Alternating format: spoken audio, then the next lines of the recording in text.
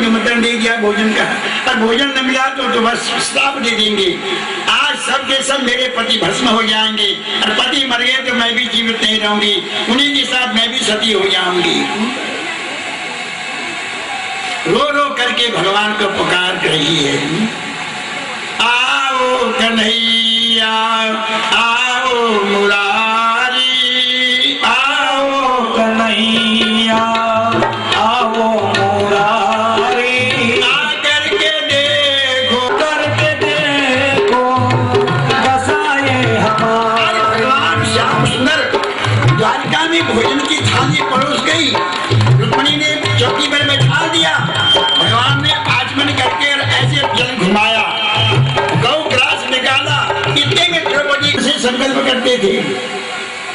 ब्रह्मा जी घबरा गया, ब्रह्मा ने कहा ऐसा कब तक करूंगा, अब ऐसी सृष्टि पैदा करूं जो ऑटोमेटिक चलती रहे। संकल्प शादी करना चाहता हूँ, शादी करके तू संतान पैदा करना और नाती पोते को बुलाना, भगवान को खुश करना है। परंतु पिताजी एक बात है, धरती माता तो पाताल में गई है, दैत्य उठा के ले गए, रखेंगे कहाँ, खिलाएंगे कहाँ, जमीन तो है ही नहीं। तब भगवान ब्रह्मा को चिंता हुई, तस्य नासा विराधासी नौ निकले रहेगा, फिर जब नौ नहीं भी आएगी। वो दुर्गा भगवती की अरे कुपुत्र जाए माता न भगवती, माँ बड़ी दयालु। नौ ने ले ली महाराज, गोत्र बदल गए, जाति बदल गए, बुद्धि हो गए।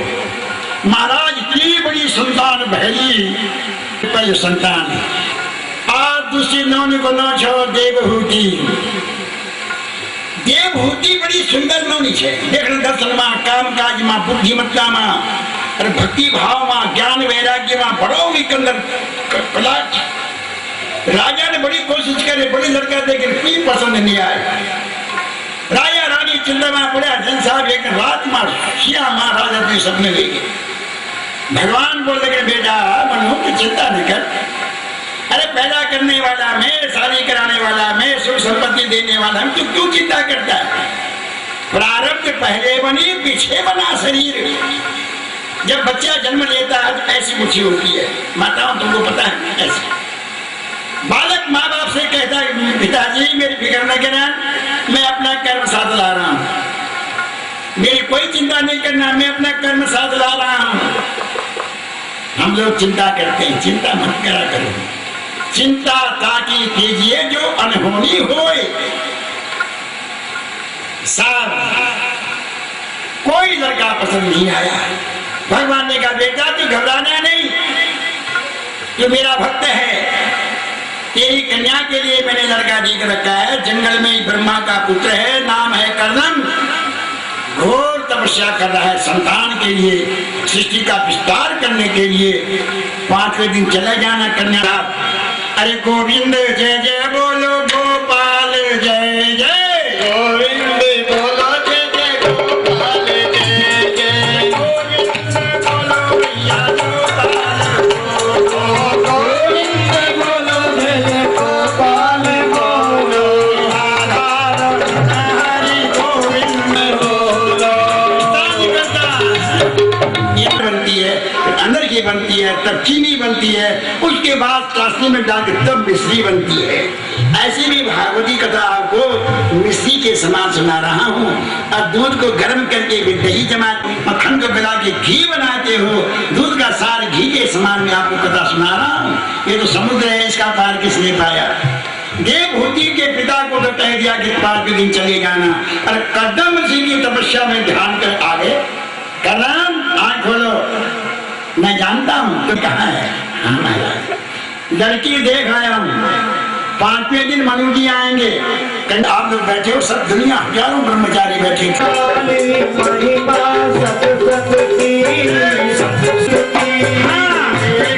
अजब निराली महिमा सत्संग की, अजब निराली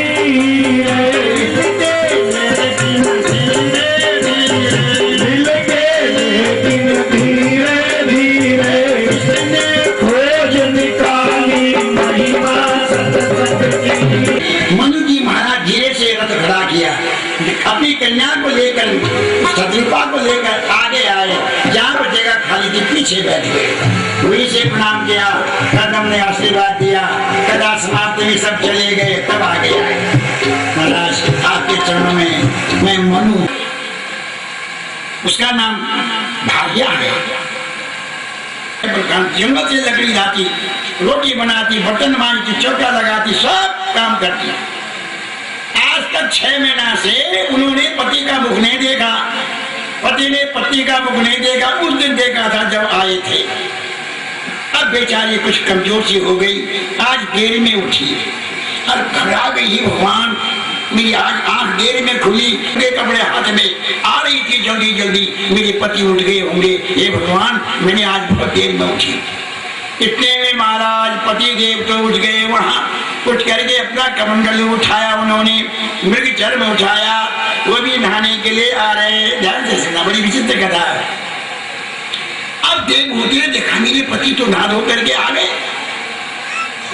दो पति मिले तो उसके पैर छूने चाहिए, पर समस्या जो आग पे ये लग गई था। मर्दगा पलंगा तो अलग होता था, पति आगे पीछे होता था, गश्ती आगे पीछे होती थी, तब की बात। अब तो डबल बेड बन गए, साथ ही सो रहे, लड़के भी साथ, दूसरा तीसरा चार सो रहे साथ में, वही हगना वही मुगना हो रहा है।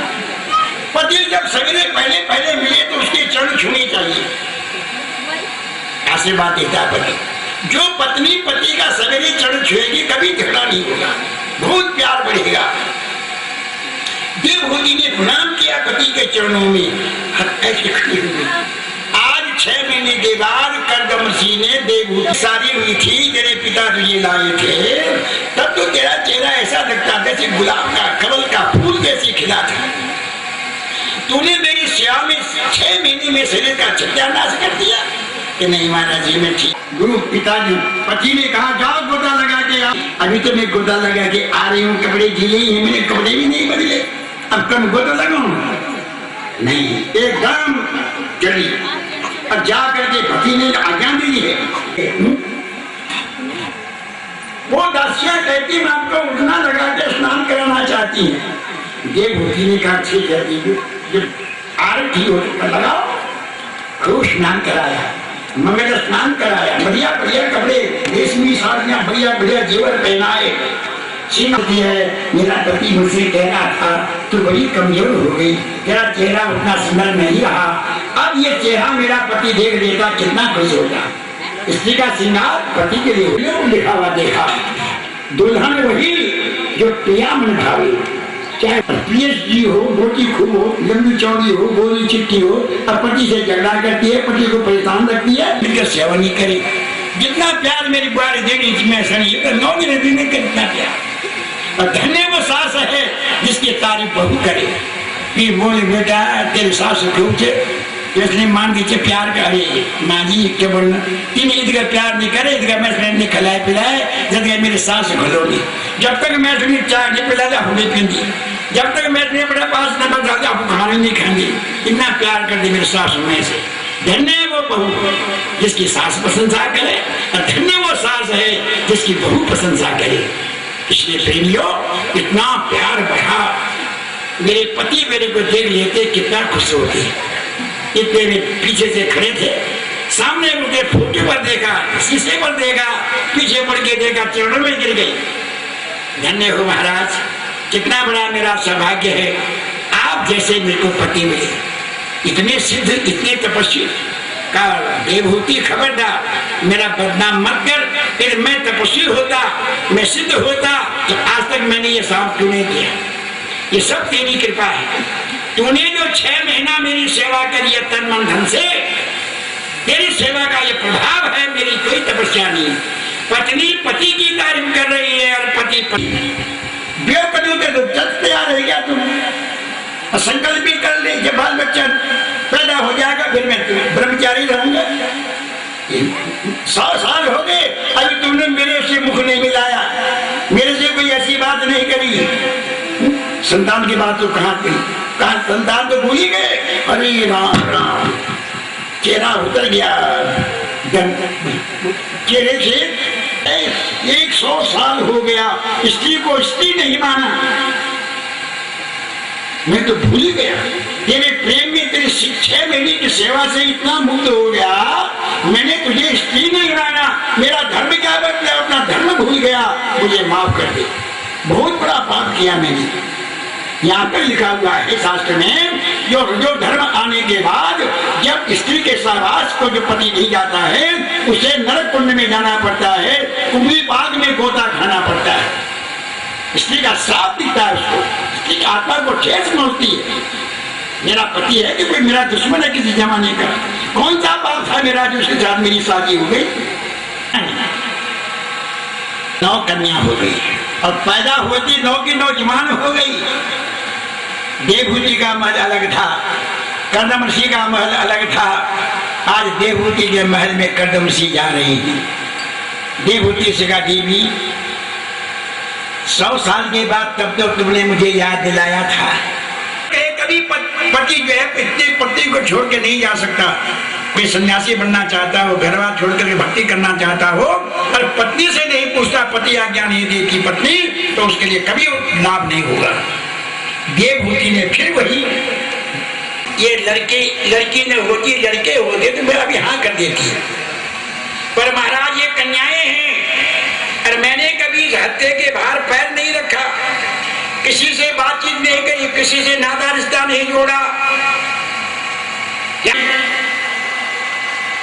तो काला मुंह करेंगे हमारे। भजन में जरूर जाना, और अभी नहीं, पहले इन कन्याओं के पीले हाथ कर दो, क्योंकि ये यौवनम, धन संपत्ति, प्रभुत्व, अविवेकता, ये जवानी बहुत खराब होती है। जवानी को संभालना हर एक के बस की बात नहीं। सबसे की शादी करो, और जब ये शादी हो जाएंगी ये चले जाएंगे ससुराल। अब तुम जंगल चले जाओगे तो मैं किसके सहारे रहूंगी?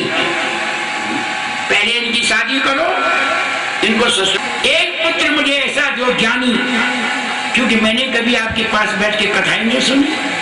आप दुनिया में ऐसी पत्नियों के द्वारा पतियों का उद्धार होता है। मकसद के महीने में 12 दिन का व्रत करो, दूध पी करके 12 दिन का व्रत किया, 12वें दिन हवन किया, ब्राह्मण को भोजन किया, भगवान के दर्शन हुए। देवहूति, मैं तुम पर बहुत प्रसन्न हूं, जो तुम्हारे मन में इच्छा हो मुझसे वरदान मांगो।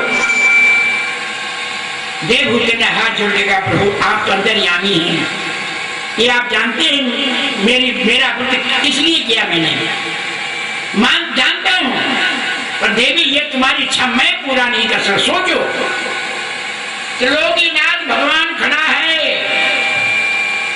देवहूति कहती है, महाराज मेरी मनोकामना जो आप जानते हैं। भगवान ने कहा, ये तेरी मनोकामना मैं नहीं पूरी कर सकता, अपने पति को रिझा के। और समझ लो, पति के अंदर कितनी शक्ति है, भगवान का रूप है। पति तुम्हारे पर प्रसन्न होगा, जीवन दान करता है तुम्हें। पति ने जाकर हुआ जाकर परीक्षा पास करते हैं, इससे अंदर आओ। जिस शरीर को हम सत्य मानते हैं विनाशवान है, परिवर्तनशील है, क्षणिक है। रोग मंदिरम, ये शरीर क्या है? रोगों का घर है। और फिर घर श्रावी, चूर रहा है चारों तरफ से, आंख से पानी, नाक से पानी, मुंह से पानी, रोम रोम से पानी, सारा शरीर चू रहा है, मजबूत के दरवाजों से चू रहा है। श्रावी, कितना भी पवित्र बनाओ या अशुद्ध का अशुद्ध है, परंतु इसमें भजन करने के बाद तुम परमात्मा का स्वरूप समझ सकते हो। और ये ज्ञान कहां से मिलेगा? संतो दिसंति चक्षुंसी, जो संत हैं, संत का मतलब जो परमात्मा के मार्ग में लगे हुए संत महापुरुष हैं, भक्त हैं, उनके पास बैठना है। बोलो, तुलसिया संसार में, तुलसिया संसार में, सबसे मिलिए धाय, सबसे मिले धाय। ना जाने किस वेश में, ना जाने किस वेश में, नारायण मिल जाए, नारायण मिल जाए। अब बताओ कौन किस रूप में आ रहा है? मेहमान के साथ में तुम्हारे पितर आते हैं, तुम्हारे देवता आते हैं, तुम्हारे ऋषि आते हैं। उसका प्यार से सम्मान करोगे तो उसके सारे पुण्य तुम्हारे घर में आएंगे और तुम्हारे सारे पाप को लेके वो चला जाएगा। और वो दुखी होके गया तो उसके सब पाप तुम्हारे घर में छूट जाएंगे और तुम्हारे सारे के सारे पुण्य उसके साथ में चले जाएंगे। देवहूति ने महाराज ऐसा ज्ञान प्राप्त किया, संतों के पास बैठती है, ज्ञान की गंगा में गोता लगाती है। एक दिन कवि भगवान से कहा, महाराज जी आपने तो मुझे कृतकृत्य कर दिया, अब आप आज्ञा दे। महिमा सत्संग की मैं कहता हूँ आप बड़े भाग्यशाली, परवाह नहीं करी पर कथा का लाभ ले रहे हो। भागवत की कथा, वैशाख का महीना आप बीता, अब जेठ का महीना लग गया, कितनी तेज धूप है, पर धूप की परवाह न करके और कथा में बैठ करके आनंद दे रहे हो, अपने जीवन को सफल बना रहे हो। सत्संग अंदर मोती, सत्संग अंदर मोती, सत्संग अंदर मोती,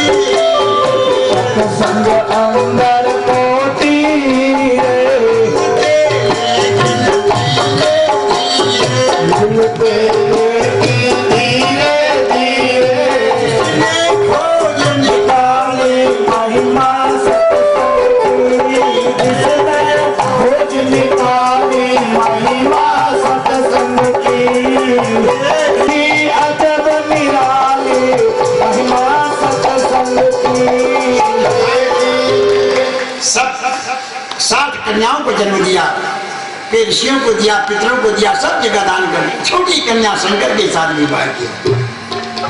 उसकी आदत खराब थी, हठीली थी, जो मैं कहूँ वही होगा। जब प्रजापति बड़ा दुष्ट आओ, हमारे उत्तर प्रदेश में ऐसा नहीं, उत्तर प्रदेश में जवाई ससुर के पैर छूता है, पूरब में ससुर जवाई के पैर छूता है। आज भी ससुर 80 साल का है, जवाई 50 साल का, उसके पैर छुएगा। शंकर ने कहा मैं इसका जवाई हूं, मैं खड़ा हो गया, इसका पुण्य खत्म हो जाएगा।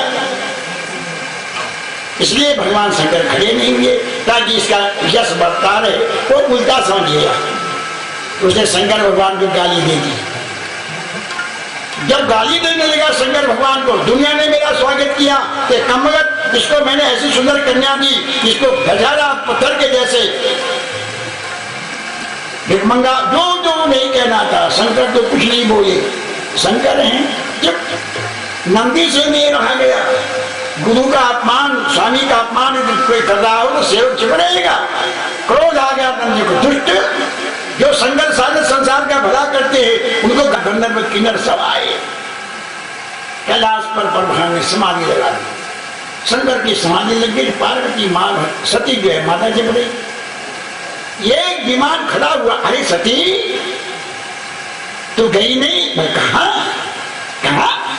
अरे तो इसमें पता नहीं थी ना, अरे तेरे बाबा गया तो बहुत बड़ी क्यों होना चाहिए, जो तू समाज छुट्टी नहीं छे तो कहीं नहीं गए, मैं पता ही नहीं। अच्छा अब नौनी सड़ी जब पता लगे कि मेरे बाबा गए, मैं तेरा बाप, तेरा पति वो भूतनाथ, वे मेरी जितनी बेइज्जती करिए तो झटमने तो है तू।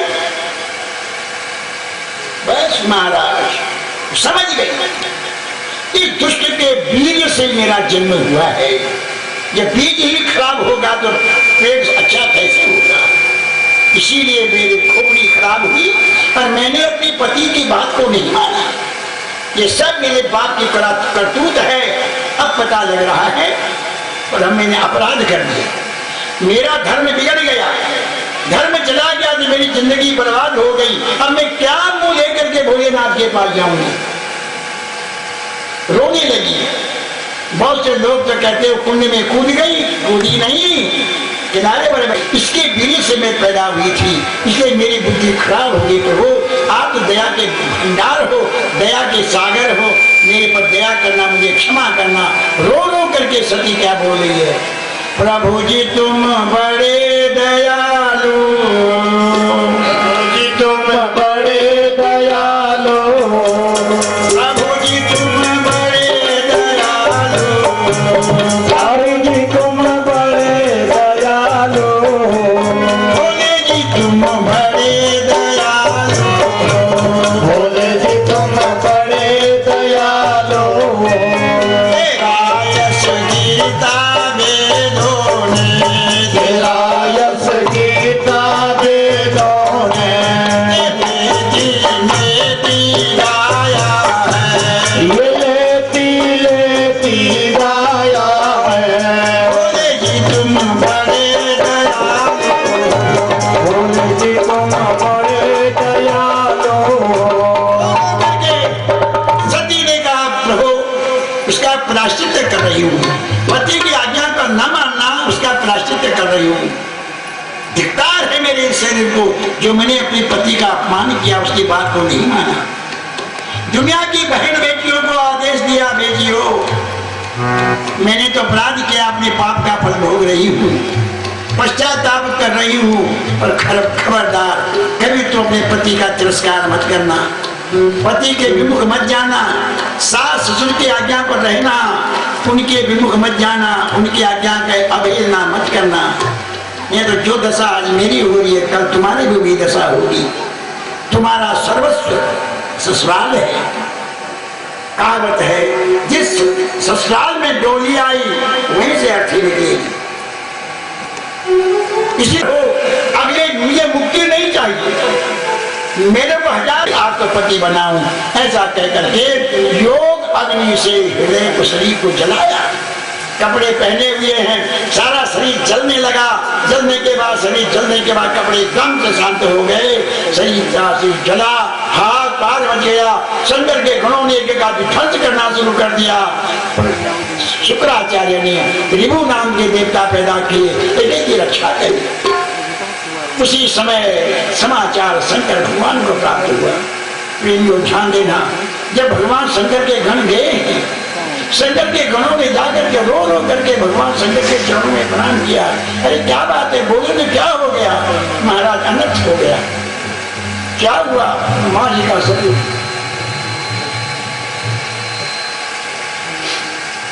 भगवान की चरणों में गिर गया। आपने मुझे जन्म दिया, मैं क्या सेवा करूं? भगवान शंकर बोले बेटा तुम्हारी माता का अपमान हुआ, उसका बदला चुका। 1000 मुकर दे के वीरभद्र जाता है, सारे यज्ञ को विध्वंस कर दिया। वीरभद्र ने त्रिशूल लेकर के महाराज दक्ष प्रजापति का गला काटा, तो कट नहीं रहा था। शंकर भी आ गए, मारा त्रिशूल, गला कट करके एकदम अलग हो गया शरीर से। खोपड़ी को उठा के अग्निकुंड में डाल दिया। शंकर भगवान वापिस चले गए। सारे किसी के मुंह टूट गए, दांत